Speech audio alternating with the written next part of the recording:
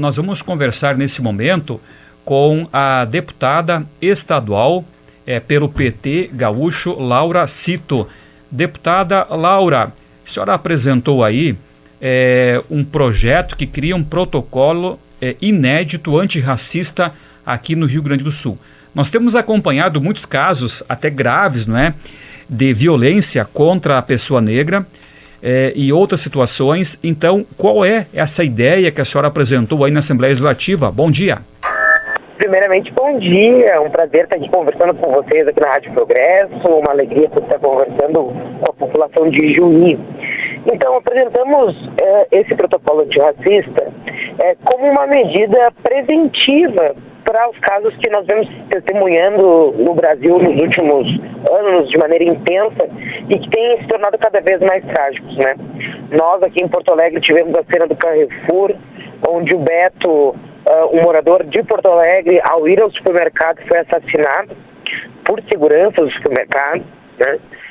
Nós tivemos nos últimos meses o caso da professora Isabel em Curitiba, que tirou toda a roupa para comprovar que estava indo comprar e não roubar. Nós tivemos o caso de um casal em Salvador que foi no supermercado e ao pegar uma lata de leite foram espancados. Ao invés de serem encaminhados à delegacia, que é o certo com quem furta algo, eles foram espancados, né? Então, a gente vê que a gente vive num país que é extremamente violento com pessoas negras, né? Onde o racismo ele é estrutural. E nós precisamos, portanto, pensar medidas que nós possamos alterar esse comportamento cultural. Isso perpassa por ter mais firmeza em relação à parte legal, que foi inclusive um decreto que o presidente Lula assinou, uma das priorizações do seu governo, a equiparação de injúria racial ao racismo, mas nós também precisamos ter medidas preventivas, e o protocolo antirracista é bem nesse sentido, que os locais de grande circulação, eles possam ter materiais explicando o que é a discriminação, possam ter cartazes fixados com orientação de onde buscar acolhimento, onde fazer a denúncia. Muitas vezes quem passa por uma situação dessa não sabe onde procurar a denúncia, né? E principalmente a formação dos trabalhadores e trabalhadoras desses locais, para que não cometam racismo e para que saibam como acolher as pessoas que são vítimas dentro desses locais de grande circulação, como shoppings, casas de show, supermercados, etc., né? Deputada, bom dia, obrigada por nos atender, aqui é a Laís Welter. Eu gostaria de entender de que forma que a senhora prevê aí nesse projeto de lei o treinamento, por exemplo, porque é preciso que tanto os donos, os comerciantes e as pessoas envolvidas dentro de um comércio, elas tenham essa orientação em relação ao racismo. Então, estão previstos aí, a ideia é promover realmente treinamento, conscientização, orientação dessas pessoas de como agir, como abordar, de que forma tratar?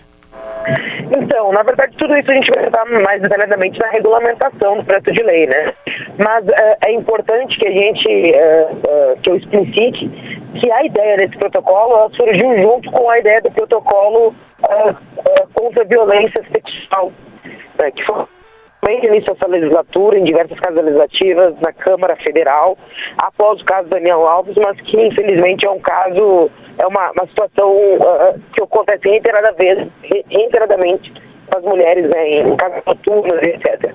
Então, a ideia é que nós possamos ter uma ação que oriente, né, e que fiscalize. E vai passar pelas empresas elas buscarem mecanismos, né, de estruturar essa formação, assim como tu forma seus trabalhadores em diversas questões, né? Então, essa se torna mais um elemento, né, onde eles precisarão estar formados, né? Deputada Laura Cito, o Marcel Klein, colega aí da Progresso Capital de Porto Alegre, tem também um questionamento, Marcel. Perfeito. Deputada, até nesse ponto, a senhora até fez essa questão, nessa analogia, também ao protocolo de combate ao crime sexual, né, para que também tenha esse atendimento para quem recebe essa violência. a gente também está vendo no Rio Grande do Sul que está crescendo o número de delegacias especializadas para o atendimento à mulher. A gente tem visto muitas delegadas que fazem esse trabalho, tem as salas que já estão fazendo esse acompanhamento, que não é só da segurança, mas também multidisciplinar, né? Um acompanhamento psicológico, enfim, para a mulher que sofre uma violência doméstica. E imagino que, para a população que recebe essa intolerância, a gente está falando de intolerância racial, a gente tem já delegacias de intolerância para qualquer tipo de discriminação, mas a senhora vê também que é necessário que haja mais delegacias de atendimento à mulher, como tem também para essas questões raciais, também de combate, por exemplo, à intolerância também sexual, de gênero, e justamente também pessoas negras que entendam como funciona isso. Como a gente tem delegadas mulheres que entendem melhor e sabem compartilhar essa questão, tratar desse assunto, falta também, por parte da segurança pública, delegacias especializadas, no caso do antirracismo, que negros estejam à frente dessas delegacias para conseguir dar o auxílio para quem recebe essa discriminação? Bom, essa sua pergunta é muito importante, né? Nós tivemos no último período a abertura de delegacias de combate à intolerância, né? Aqui mesmo em Porto Alegre, agora a nossa delegada Andréia, que faleceu faz algumas semanas, né, foi a primeira delegada da Delegacia de Combate à Intolerância aqui do estado do Rio Grande do Sul. E durante esse período, nós vimos aumentar exponencialmente o número de denúncias de racismo. Tu vê como é importante o atendimento especializado, né? Agora a gente vem fazendo uma discussão em diversas regiões do estado, né, para que se criem também essas delegacias em mais regiões, porque de fato ter onde ser atendido, poder ser atendido corretamente, é muito importante, né? Para que tu sinta vontade. Eu mesma já sofri racismo e não sabia onde buscar, né? Eu tentei fazer online o boletim de ocorrência e não era bem nítido no sistema como que eu fazia esse registro.